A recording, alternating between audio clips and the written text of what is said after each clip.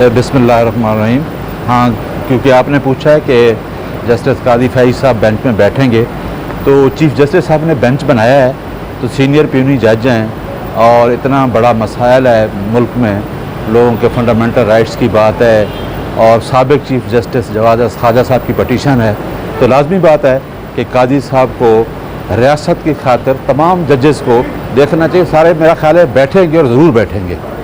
Sir 5 जजेस का फैसला था जस्टिस काजी फैज़ साहब के हवाले से कि इमरान खान के मुकदमे में वो केस नहीं सुनेंगे और आपको याद हो तो 65 दिन से तकरीबन काजी फैज़ साहब किसी बेंच का हिस्सा नहीं है, तो आज फिर किस हैसियत से बेंच में बैठेंगे और साथ साथ अगर बेंच में बैठते तो क्या वो 65 दिन के हिसाब? देखें, ये तो पहले भी बहुत दफ़ा डिस्कस हो चुका है फुल कोर्ट के मामले में, जब बेंच की कॉन्स्टिट्यूशन के बारे में जो लेजिस्लेशन भी उसमें भी चीफ़ साहब ने स्टे किया हुआ है। ये चीफ़ साहब का, चीफ़ जैसा पाकिस्तान का प्रीरोगेटिव है, अभी तक उन्हीं का ही प्रीरोगेटिव है।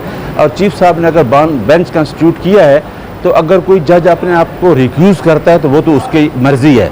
अदरवाइज जो चीफ़ साहब ने बेंच कंस्टिट्यूट किया है, चीफ़ साहब की प्रेरोगेटिव है, अगर वो 5 रुकनी करता है, 3 रुकनी करता है, 9 रुकनी करता है, जब फुल कोर्ट बनाता है, तो मेरा ख्याल है तमाम जजेस को इस बेंच में बैठना चाहिए। और क्योंकि मसला भी ऐसा है, ये कोई आम इशू को एड्रेस नहीं किया जा रहा, ये पूरी नेशन इसकी तरफ देख रही है और चीफ जस्टिस जो बेंच 9 जजेस का कंस्टिट्यूट किया है, आज उसमें तमाम जजेस को बैठना चाहिए। अच्छा सर, इंटरेस्टेड तो ये है कि 2 जजेस, एक ख्वाजा साहब और दूसरे काजी फैज़ साहब 21वीं तरमीम में दोनों उस बेंच का हिस्सा थे और जो आर्मी कोर्ट्स हैं उसके हवाले से वो मुखालिफत के फैसला दे चुके हैं कि ये गैर कानूनी और गैर आईनी है जी। तो आज एक दरख्वास्त गुजार हैं और एक बेंच में होंगे जी, तो देखिए ना, अगर एक दरख्वास्त गुजार है और एक ऑलरेडी इसका फैसला दे चुके 18वीं तरमीम में, तो आज भी उनके लिए तो कोई मुश्किल नहीं होगी, उनके लिए तो बड़ा आसान होगा ये चीज़ देखना कि आया ये ट्रायल मिलिट्री कोर्ट्स में हो सकता है कि नहीं, इस इशू को देखना है कि सिविलियन का ट्रायल हो सकता है कि नहीं।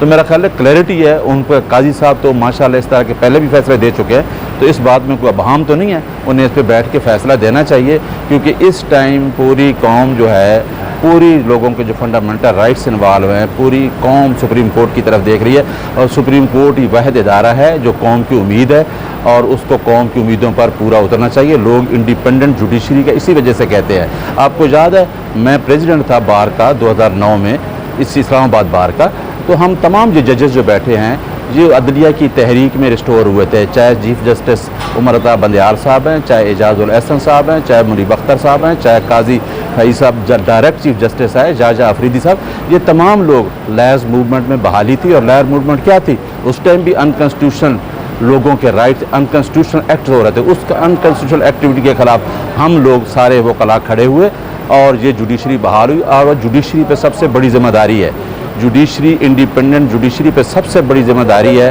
कि जिस तरह कहते हैं ना कि मुल्क के अंदर जिस तरीके से अंधेरी रात है, ये जुडिशरी ही ने डिलीवर करना है और जुडिशरी का ही काम है। सर जी, ये सारे तो जुडिशरी के काम हैं, जुडिशरी का किरदार है, और आज एक दरख्वास्त गुजार इमरान खान भी है जी।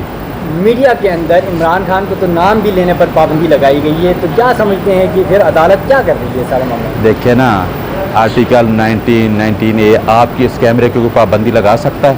हम तो यही कहते हैं ना, तमाम जजेस जो जजमेंट्स आई हैं क्या, और काजी फैज़ साहब की भी हैं, अतर मिल्ला साहब की भी हैं, इसी सुप्रीम कोर्ट की भी हैं, कि किसी की आज़ादी या किराए पे तो आप पाबंदी नहीं लगा सकते।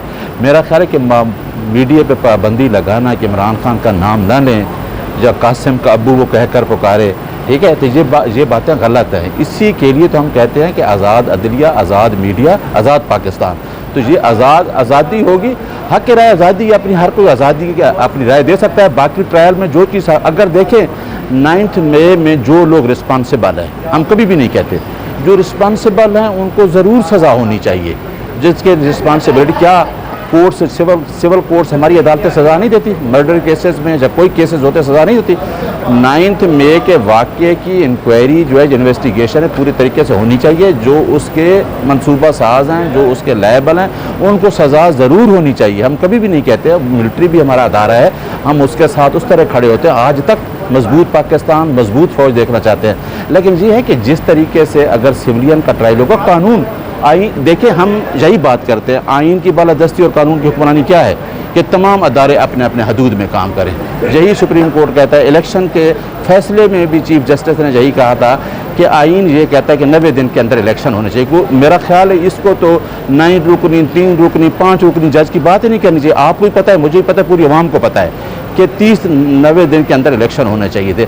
अब जब तक रूल ऑफ लॉ मेंटेन नहीं होगा, ये आप और मैं और सारी जो कौम है, ये जो लोगों के जो लोग अवाम है, सबसे ज़्यादा इस टाइम अवाम परेशान है पाकिस्तान की, जो इस रूल ऑफ लॉ के लिए चलती है और हमेशा चलती है, वो सबसे परेशान है। अच्छा सर, सिविलियन जो के हवाले से ट्रायल का मामला है फौजी अदालतों में, हुकूमत इस बात की हिमायत करे और आज भी वज़ीर दाखिला राना सनाउल्लाह ने कहा कि इमरान खान का भी ट्रायल जो है वो आर्मी कोर्ट्स में होगा। तो क्या देखे ना, हुकूमत इस वजह से कर रही है कि वो एक बंदे से डरी हुई है। हम नहीं कहते, अगर अवाम उसके साथ है, इलेक्शन वो नहीं चाहते, उनको पता है कि अगर इलेक्शन कराते हैं तो एक बंदा इलेक्शन जीत जाएगा, पूरी कौम के रूस तक उसका जो मिशन है, उसका जो विज़न है पहुंच चुका है। इलेक्शन से भागना चाहते हैं, कभी तोशाखाना की बात करते हैं, कभी कादिर यूनिवर्सिटी की बात करते हैं, और आप देखें कि 150 के करीब मुकदमात हैं। हम खुद देखते रहे, ठीक वो कहते हैं हमारे ऊपर मुकदमात हुए। 150 में आपने जो FIR में इमरान किया है, उसको नॉमिनेट किया, तमाम FIR फेक और फैब्रिकेटेड है और तमाम लायबल टू बिक्वेस्ट है। अब एक बंदे को इस तरीके से करने के लिए ये सारा गवर्नमेंट कर रही है। ये गवर्नमेंट चाह रही है कि इमरान कहीं तरीके से माइनस हो, कभी -1 का फार्मूला है, कभी कहते हैं कि जी इसको डिस्क्वालीफाई करना है, कभी जेल में डालना है।